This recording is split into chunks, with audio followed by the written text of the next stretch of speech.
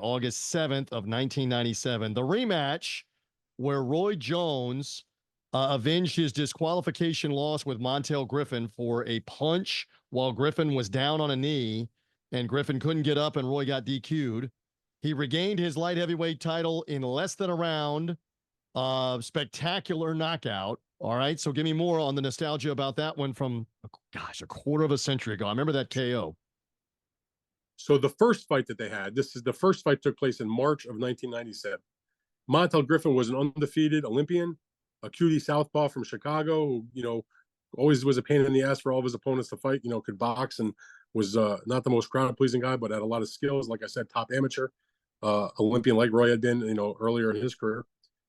They fought a fight, and Roy had some trouble with him early on, and ultimately figured him out and looked like he knocked him out in the seventh round, or the ninth round rather. But he hit him while he was down. Montel gave a great acting performance. Yep. He was not nearly as hurt as he made it out to be, in my opinion.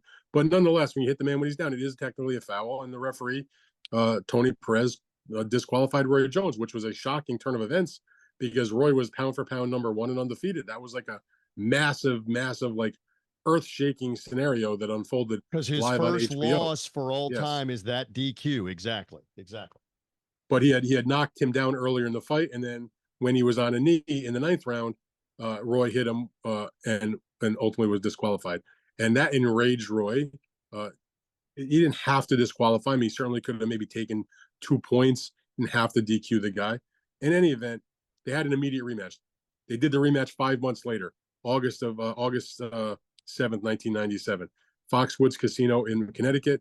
And this was a fight where Roy just absolutely came out intentionally, like with the bad intentions. I'm getting him out of there in one round. I'm not fucking around. Fuck this guy. What happened last time? I'm icing him, which is funny because Montel Griffin's nickname was Ice. I just thought I wasn't even trying to make put that ice on just... ice that night. So it came out.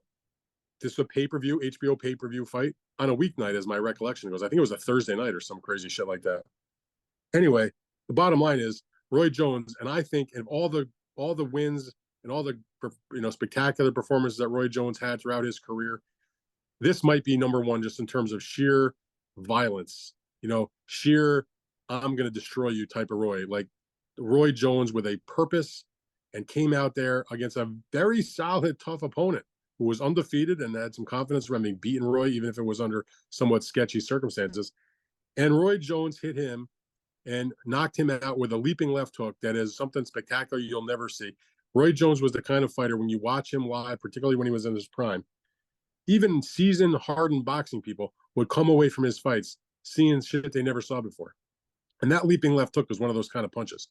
He absolutely destroyed Montel Griffin in the first round knockout and got the title back and, reclaimed, not that he ever really lost it, but still maintained his position as the pound for pound number one. And then, was off for a little while after that, unfortunately, but then came back after that, had another one of his best wins with another spectacular knockout when he knocked out Virgil Hill with the body shot that broke his ribs. I remember George Foreman describing that once as like hearing a shotgun, the way he knocked out Virgil. But this knockout might even be more impressive because of the stakes. When he fought Virgil, it was a non-title fight for weird reasons.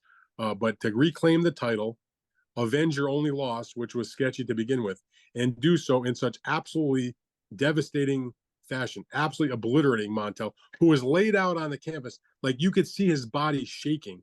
And by the way, you can check it out on YouTube. It'll take you about 12 seconds because the whole fight didn't even last one round.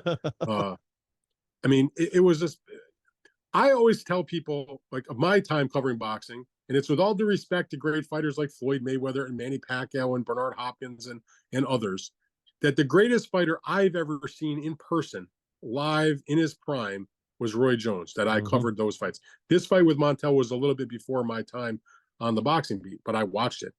But this is why when people talk about Roy Jones with the reverence that they do, that's the type of performance that they remember. It's this type of fight against a quality opponent that he destroyed.